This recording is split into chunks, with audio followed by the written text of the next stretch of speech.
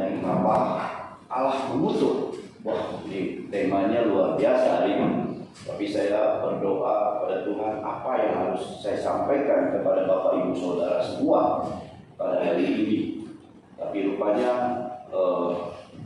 Tuhan menuntun kepada kita bahwa Tuhan di hari-hari yang terakhir ini, ya, kita harus sungguh-sungguh benar-benar, ya, masuk ke dalam kehendaknya Bapa, kehendaknya Tuhan. Ya, karena kalau tidak masuk ke dalam kehendaknya Bapa, kalau kita hidup tidak masuk dalam kehendaknya Bapa, maka kita menjadi orang-orang yang tertolak. Amin. Kita percaya kita semua nggak mau menjadi orang-orang yang tertolak pada akhirnya. Makanya kita diingatkan Tuhan, karena di dunia ini cuma ada dua, di hadapan Tuhan, di hadapan Allah, ya, di hadapan Allah hanya ada dua, yaitu apa? Berkat dan kutuk. Mau nggak mau, saudara, kalau tidak diberkati maka saudara akan dikutuk. Kalau saudara tidak dikutuk, pasti saudara diberkati. Itu dia. Itu di hadapan Allah memang cuma itu. Nah, pertanyaannya, mengapa Allah mengutuk kita? Bagaimana kita supaya tidak mendapat kutukan dari Allah? Ya. Jadi Allah yang Maha Kasih itu bisa mengutuk, ya, karena Ia juga adalah Allah yang Maha Suci dan Maha Adil. Katakan amin. Ya, saya ulangi lagi buat saudara, saya tegaskan di sini. Allah itu bisa mengutuk karena Allah, sifat kealahan itu adalah Dia itu Maha Suci. Dia tidak berkompromi dengan hal-hal dosa, tidak berkompromi. Tidak ada satu titik pun di hadapan Allah dosa bisa Dia terima. Dia suci, Dia kudus, Dia holy. Itu sifat Allah. Makanya dengan kemahasuciannya Dia dan juga dengan maha adilnya Dia, maka kutuk itu harus terjadi buat kita semua, bagi orang-orang yang tidak melakukan kehendak Bapa. Jadi saudara, kita sering berlindung dalam kasih Allah. Kita sering mengatakan Allah itu kasih, Allah itu kasih. Oh, kita bisa apapun, Dia bisa ampuni kita kok. Oh, saya sudah berbuat ini, ya Tuhan ampuni kok. Sering kita berlindung di dalam namanya kasih Allah. Bahkan sering memperbaikan Allah dengan mengatakan Allah itu kasih. Dia juga akan ampuni kok. Nanti saya sudah berbuat dosa, nanti Dia ampuni kok. Sering kali begitu. Dan ini terjadi juga kepada orang-orang percaya, kepada orang-orang Kristen. Ya. Hari ini kita percaya bahwa keadilan dan kesucian Allah itu tidak boleh dipermainkan. Katakan amin. Amin. Makanya terkutuklah. Ya, ada istilah di dalam firman Tuhan dikatakan terkutuklah. Wow. Kalau kita berbicara terkutuklah, ya, itu bukan berbicara kondisi saudara, keadaan saudara, bukan. Terkutuk adalah berbicara Anda dengan Tuhan, di hadapan Tuhan, ada di hadapan Tuhan, terputus. Jadi saudara, terkutuk adalah satu kondisi, sekalipun ya bisa aja terjadi. Saudara, wah, saudara keadaannya baik-baik saja, nggak ada masalah, hidup saya baik-baik aja kok. Oh, saya tiap bulan saya bisa terima gaji, semuanya baik dan lain sebagainya. Hati-hati saudara, hati-hati saudara. Ya, saya sampaikan ini bukan karena saya takut-takutin saudara, tetapi kita harus mengerti konsepnya Allah. Amin. Ya. Terkutuk bukan berbicara harus sakit kusta, harus bangkrut, harus menderita sakit dan lain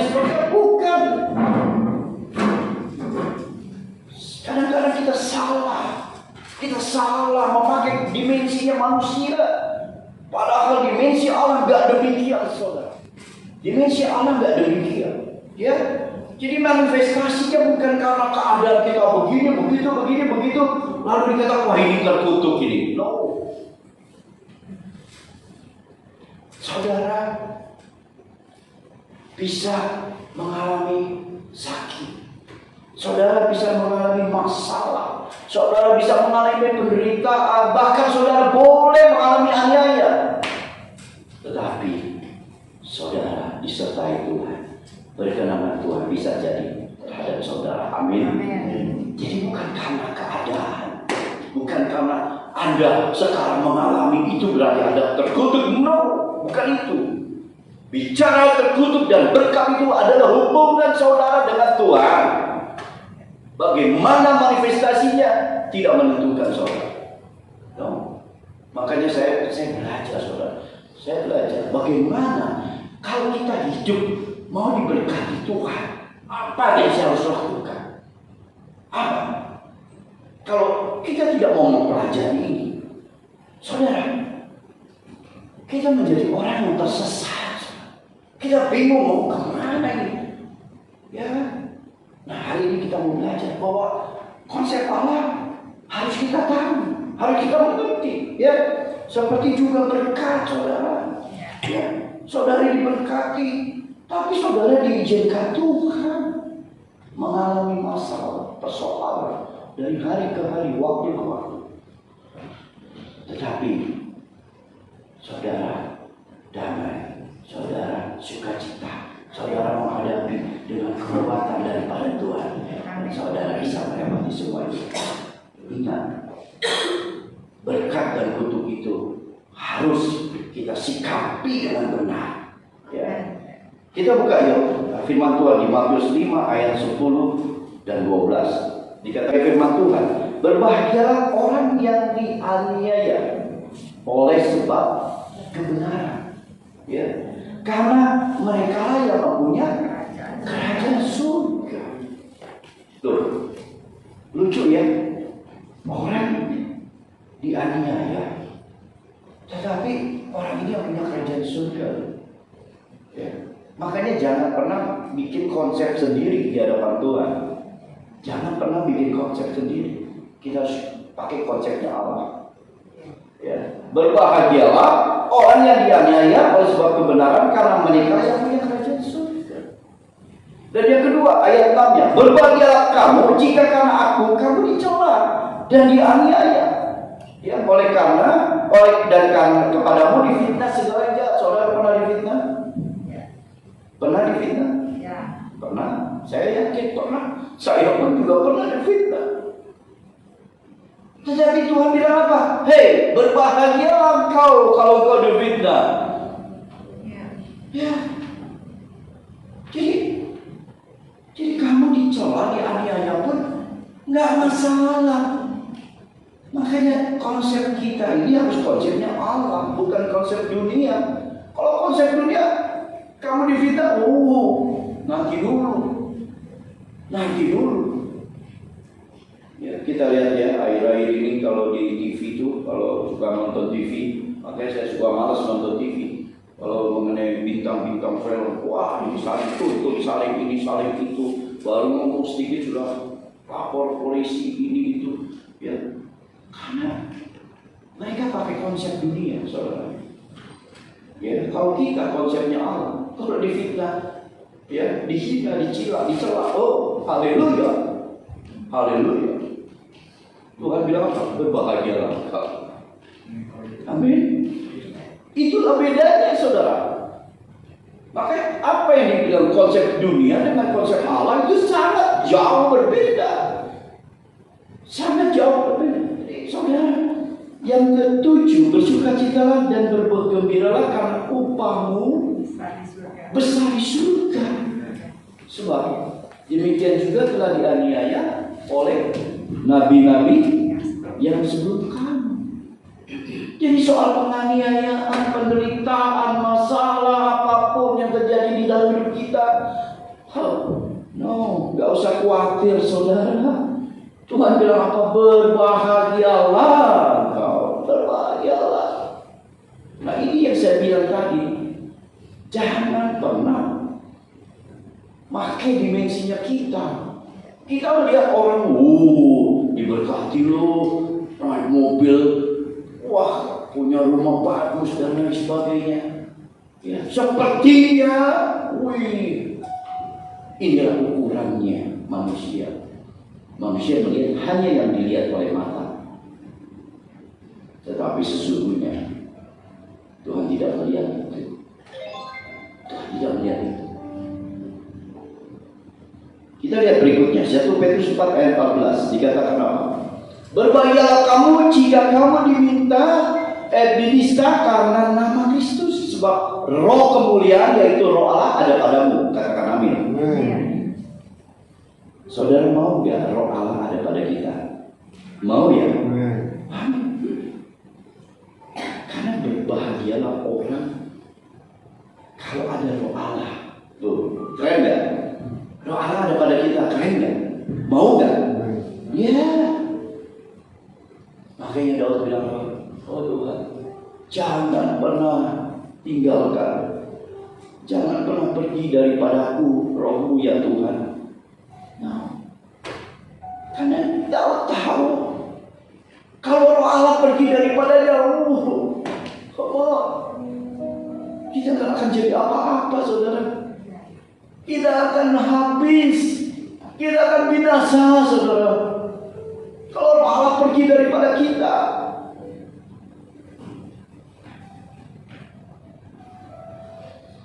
Jadi saudaraku, terkutuk bukan berbicara keadaan saudara. Terkutuk berbicara hubungan saudara dengan Tuhan yang terputus. Karena itu saudara,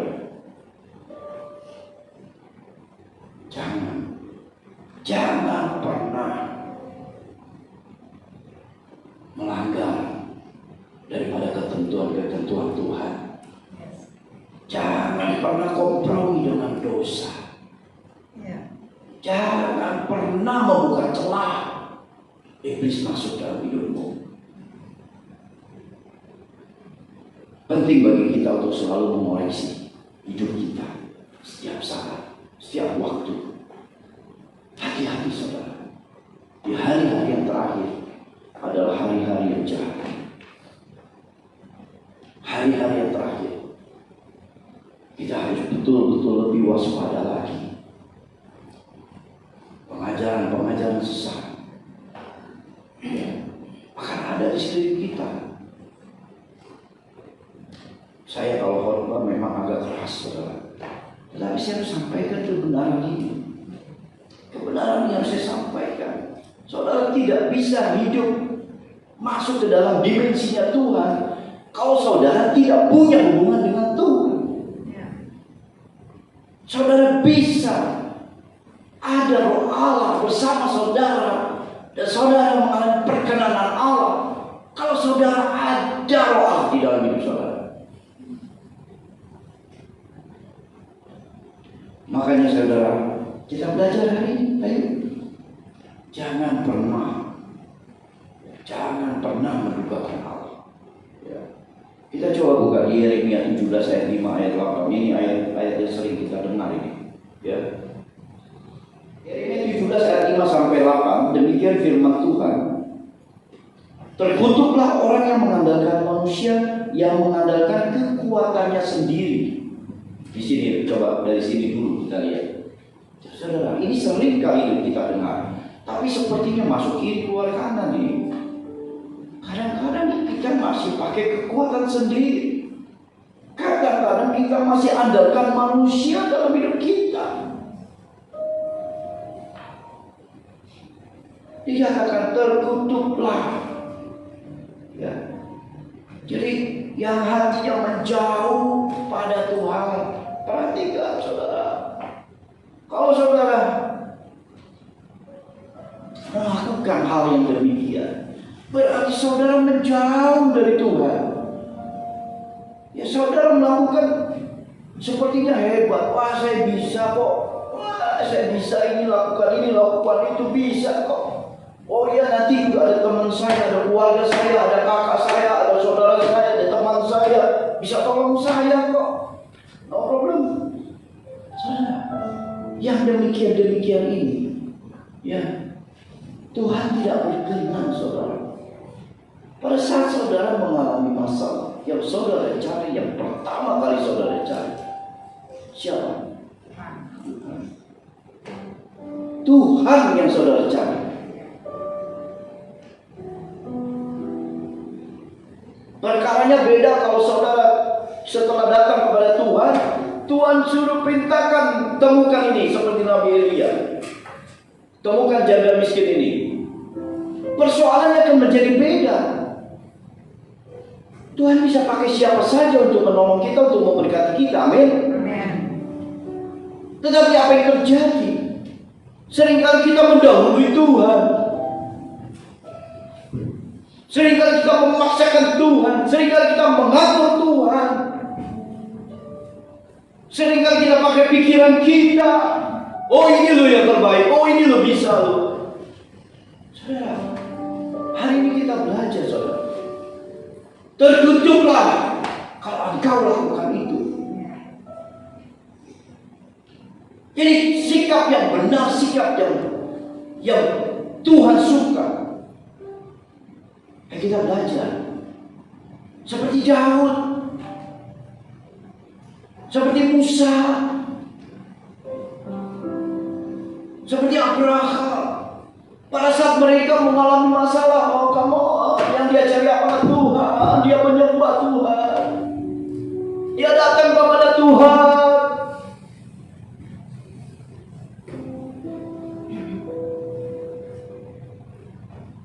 Sikap kita itu yang menentukan hidup kita. Saya percaya saudara akan keluar sebagai pemenang. Jemaat kira ini akan mengalami pemenang, menjadi pemenang semua. Asal kita mau merubah konsep kita, sikap kita kepada Tuhan. Cari tahu Tuhan terlebih dahulu dalam segala hal.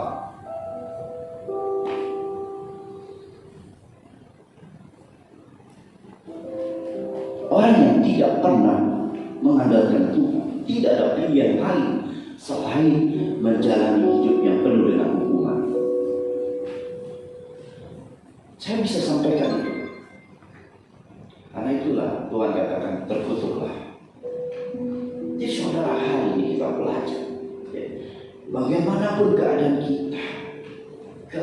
kita, persoalan kita, masalah kita, ya, 2 tahun itu sudah cukup menghadapi masalah yang tidak henti-hentinya. 2 tahun sudah cukup, Bapak Ibu.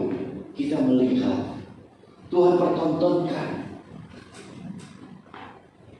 betapa uangmu, hartamu, jabatanmu, kekuatanmu tidak ada artinya di hadapan Tuhan. Amin. 2 tahun Tuhan kasih pelajaran buat kita semua. Andalkan Tuhan. Andalkan Tuhan. Saudara, kita belajar lagi, lebih lagi. Ayo, kita mau bahwa Tuhan sudah mengatakan di dalam Mazmur 84 ayat 11 ya, dikatakan sebab lebih baik 1 hari di pelataranmu daripada 1000 hari di tempat lain. Iya kan? Lebih baik berdiri diam di pintu rumah Allahku daripada diam di kemah-kemah orang fasik. Kamu mau berapa lama lagi kita harus berada di luar Tuhan? Mau berapa lama lagi saudara mengandalkan diri saudara? Mau berapa lama lagi saudara mengandalkan kekuatan manusia? Tidak ada artinya saudara. Cukup datang kepada Tuhan. Datang kepada Dia. Disitulah sumber kekuatan kita. Jadi sebaliknya ya, kalau orang yang mengandalkan Tuhan, tidak ada pilihan lain selain menjalani hidup dengan penuh berkat. Katakan amin. Nggak ada. Tuhan janji tidak pernah tidak ditepati. Kalau saudara Orang yang mengandalkan Tuhan, Tuhan janjikan, aku akan memberkati engkau. Itu janjinya Tuhan. Bahkan dikatakan apa? Seperti pohon di tepian air yang selalu mengalami air dalam hidupnya, tidak akan pernah kering, tidak akan pernah habis buahnya, terus mengalami buah, terus menghasilkan buah. Walaupun panas terik, walaupun badai, walaupun gelombang terjadi, tetap kuat karena datangan Tuhan menyertai. Amin. Itulah janji Tuhan. Jadi saudaraku, orang yang disertai Tuhan bukan berarti tidak ada masalah. Orang yang berkenan, orang yang mengalami perkenanan Tuhan bukan berarti tidak ada masalah, saudara. Daud juga mengalami banyak masalah. Yusuf, orang yang Tuhan suka, banyak masalah. Musa juga banyak masalah, saudara. Tetapi apa yang terjadi? Dia kuat, mereka tegar, mereka gak punya. Karena Tuhan, tangan Tuhan yang menyertai mereka. Jadi saudara, perkenanan Tuhan bukan berbicara apa yang Anda hasilkan, bukan. Tetapi berbicara pribadi saudara. Ya, Tuhan mencari penyembah-penyembah, dikatakan. Ya, Tuhan mencari penyembah-penyembah, bukan penyembahannya yang dilihat Tuhan, bukan. Saudara jadi WL yang hebat sekalipun, saudara jadi singer yang hebat sekalipun, saudara jadi pemain musik sekalipun, kalau pribadi saudara tidak terkoneksi dengan Allah, gak akan ada arti. Tuhan tidak lihat, oh saya menyanyi bagus loh, oh lagunya hebat-hebat. Makanya saya nggak pernah suka kalau ada orang bilang begini, wih penyembahnya bagus-bagus ya di gereja itu. Penyembahannya bagus dan tidak, itu bukan Anda yang menilai, tapi Tuhan yang menilai, Allah yang menilai. Orang yang suaranya pas-pasan saja, kalau dia sungguh-sungguh berkenan, Tuhan berkenan, oh itu menjadi suatu jumpa yang harum bagi Allah. Amin. Jadi bukan soal penyembahannya, tapi penyembahnya yang Tuhan cari. Amin. Pribadinya yang Tuhan cari, saudara. Jangan pernah mengandalkan kekuatanmu, dengan talentamu, dengan kehebatanmu. Tidak ada artinya, saudara. Saya pun belajar, saudara. Saya juga gak mau khotbah sampaikan pintar, bagus-bagus khotbah, tapi pribadi saya gak punya hubungan dengan Tuhan. No way. Buat apa? Saya harus bangun hubungan dengan Tuhan, relationship dengan Tuhan. Saya harus jadi penyembah yang benar di hadapan Tuhan. Kalau penyembahnya udah benar, pasti penyembahannya benar. Amin.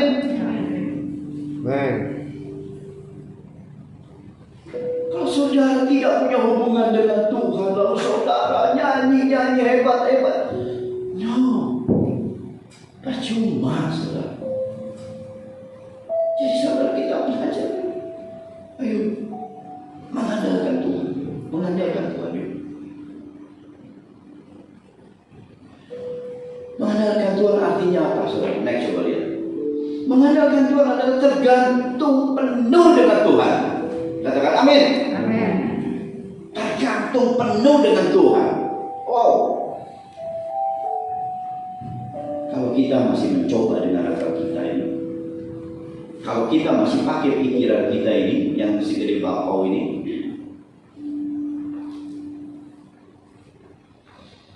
kalau kita masih mencoba dengan kepintaran kita, kita masih coba mengandalkan uang kita,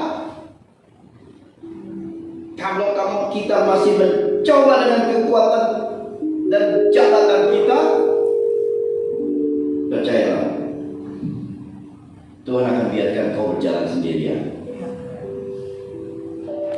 Tuhan akan biarkan kau jalan sendirian. Jadi tergantung penuh dengan Tuhan hatinya. Kalau bukan Tuhan yang di depan kita, kita tidak akan mau berjalan. Amin. Kalau bukan Tuhan yang pimpin hidup kita, kita akan merasa tidak mampu menjalani hidup ini. Amin. Kalau bukan Tuhan yang menyertai kita, kita akan merasa tidak akan pernah berhasil. Amin. Artinya kita tergantung penuh dengan Tuhan. Keluaran 33 ayat 15 mengatakan, jika engkau sendiri tidak membimbing kami, jangan suruh kami berangkat dari sini. Ini perkataan Musa. Musa mengatakan, kalau engkau tidak membimbing kami, jangan suruh kami berangkat. Bila engkau tak besertaku, ku tak mau berjalan.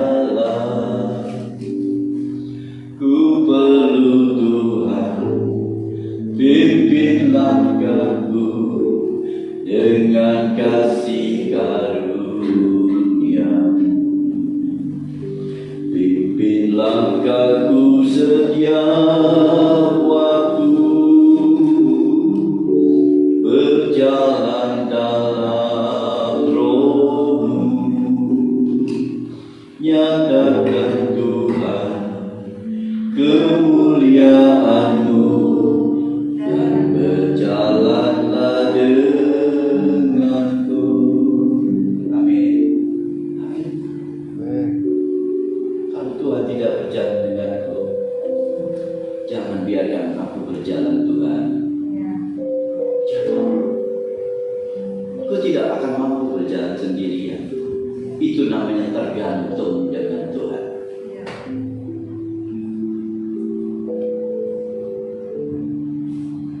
Sikap kita jalan hidup kita ini harus seperti Musa, saudara. Harus. Banyak orang Kristen sekarang berjalan dengan berjalan sendiri.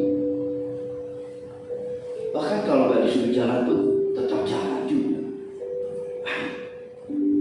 Jadi saudara, kita harus ini hari ini belajar. Ayo kita andalkan Tuhan, yuk. Kita yuk tergantung penuh dengan Dia, yuk. Kalau Musa, kalau Daud, kalau Yusuf dulu disertai Allah yang sama. Yang kita sembah adalah Allah yang sama dengan mereka. Allah yang sama yang mau juga kita harus lakukan seperti yang mereka lakukan.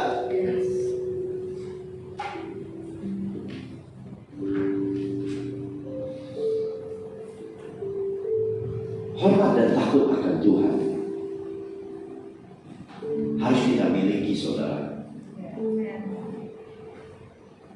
Kalau kita tidak hormat akan Tuhan, kalau kita tidak takut akan Tuhan, maka kita akan menjadi orang yang tidak berkenan, saudara. Musa tahu betapa arti penyertaan Tuhan dalam hidupnya. Musa tahu, Musa mengerti, makanya dia berkata begitu. Jangan biarkan aku berjalan kalau engkau tidak menyertai aku. Karena dia mengerti arti penyertaan Tuhan dalam hidupnya. Jadi saudaraku, Musa sangat tergantung kepada Tuhan. Dan Musa takut kalau dia berjalan sendiri tanpa Tuhan. Itu persoalan. Musa merasa tidak mampu, saudara. Dia gak mampu. Kita harus betul-betul tergantung kepada Tuhan. Bukan yang lain, saudara. Tanggalkan semua. Saya sudah katakan dipertontonkan, jangan pernah andalkan itu semua. Pribadi yang harus kita contoh juga seperti Daud. Daud merasa bahwa roh Allah dalam dirinya sangat penting dan utama. Ya, Daud merasa bahwa kalau Tuhan roh Allah itu pergi dari dia, dia akan merasa dia ketakutan. Dia merasa tidak akan ada artinya hidupnya. Dia makanya di Mazmur 51:11 dikatakan, jangan membuang aku dari hadapanmu, dan janganlah mengambil rohmu yang kudus daripadaku, kata Daud. Jadi jelas sekali saudara, betapa penting arti Tuhan dalam hidupnya. Betapa penting kehadiran Allah dalam hidupnya. Betapa penting penyertaan Tuhan, betapa penting pimpinan Tuhan. Saudara, mari kita miliki sikap hidup dengan hormat dan takut akan Allah. Kalau saudara merasa kita butuh Tuhan, kita hormat dan takut akan Tuhan, maka kita akan menjaga hati Tuhan. Amin. Dan tidak akan terus-menerus mendukakan hati Tuhan dengan kesombongan diri kita. Kadang-kadang kita merasa bahwa kita sanggup, kita mampu lebih dari Tuhan. Saudara, hari ini kita ditegur Tuhan. Ayo, tanggalkan semua. Jangan terus-menerus membiarkan Tuhan ada di belakang sementara kita ada di depan.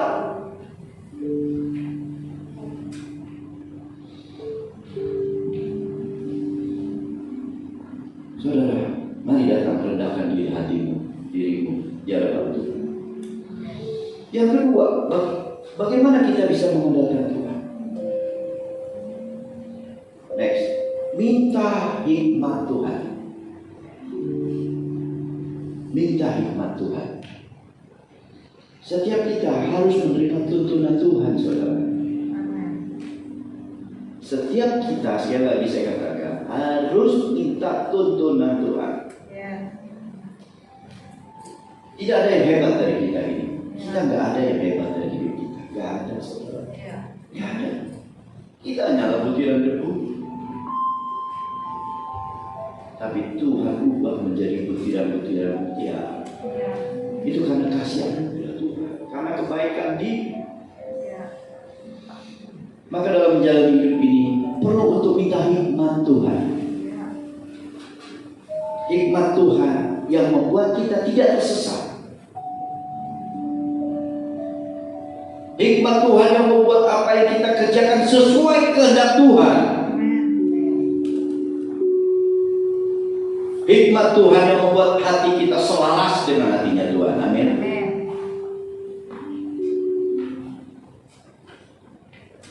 Kau sungguh indah tiada taranya, sungguh menakjubkan, sungguh indah ku dimengerti, lebih dari segala yang ada. Hikmat-Mu tiada terselami, kasih-Mu dalam tak terduga. Kau sungguh indah tiada taranya, mulia dan perkasa. Ku kagum hormat akan Kau, ku kagum hormat akan Kau. Kau Allah yang layak dipuji, ku kagum akan Engkau. Raja Salomo tidak minta kekayaan, tidak minta kehormatan. Raja Salomo hanya minta hikmat Tuhan.